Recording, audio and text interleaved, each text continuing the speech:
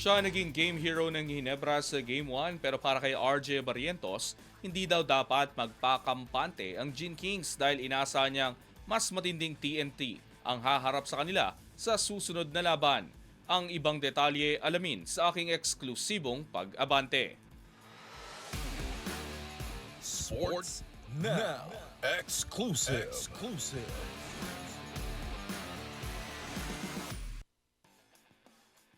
Matapos ang 24-point performance at dalawang malalaking 4-point shots sa kahuli-huliyang bahagi ng laro, alam ni RJ Barrientos na malayo pa sa tapos ang serye kontra TNT. Kahit nakalamang ang Ginebra ng 1-0 sa finals, naniniwala ang young guard na marami pa silang kailangang ayusin. Unang-una, yung second half namin, sobrang lagi kami natatalo, third and fourth. Tapos yung fourth pa namin, sobrang nag-struggle kami as a team. Aminado rin si Barrientos na isa siya sa mga tinarget ng TNT sa depensa sa uling yugto ng laro. Layunin ng tropang 5G na mailagay siya sa foul trouble at mahadlangan ang kanyang impact sa court. As individual, grabe, talagang inatake nila ako ng fourth quarter to get me on foul trouble. Saka yung game plan talaga nila is to attack me. So I need to be better on that. Para kay Barrientos, kailangan ng mapanatili ng Ginebra ang kanilang laro sa buong apat na quarter kung nais nitong tapusin ang masakit na pagkatalo sa TNT sa mga nakaraang finals. As a team, kailangan lang namin masustain yun. So yun lang, next game na and move on sa game 2. Hindi rin naniwala si Barrientos na may malaki siyang advantage dahil alam niya ang tendencies ni TNT import Chris McCullough dahil naging magkakampi sila dati sa Strong Group Athletics.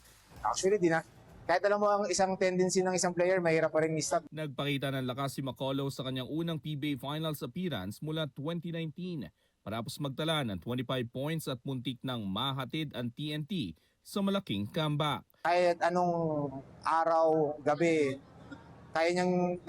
marami siyang kayang gawin. So as a import, kaya nga import eh. So kahit anong tendency mo, anong gawin mo, kailangan meron ka pa rin ibibigay sa kanya. So kahit anong gawin namin, di namin siya ma-stop kanina. So yun yung isang nakilala ko Makulo na naging teammate ko before. So knowing him and then playing him dito sa finals, siguro mas i-expect pa namin na mas mahirapan kami with Chris Makulo.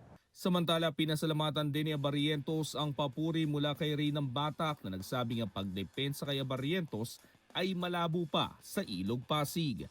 Pero para sa Ginebra Star, malaki rin ang respeto niya sa TNT guard. Big respect kay Ray and isa sa mga veterano sa Token Tex. Sa kabila ng ikatlong sunod na Player of the Game Award sa playoffs, nakatutok pa rin si Barrientos sa mas malaking laban. Dahil para sa kanya, isang laban pa lamang ang napapanalunan ng Ginebra.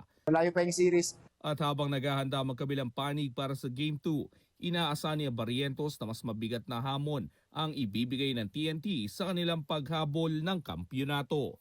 Ako si Sus Valdez. Manatiling nakatutok sa Abante, sundan kami sa aming mga social media accounts at huwag kalimutang mag-subscribe sa aming YouTube channel, DWAR Abante Radio, para sa mga eksklusibong balita.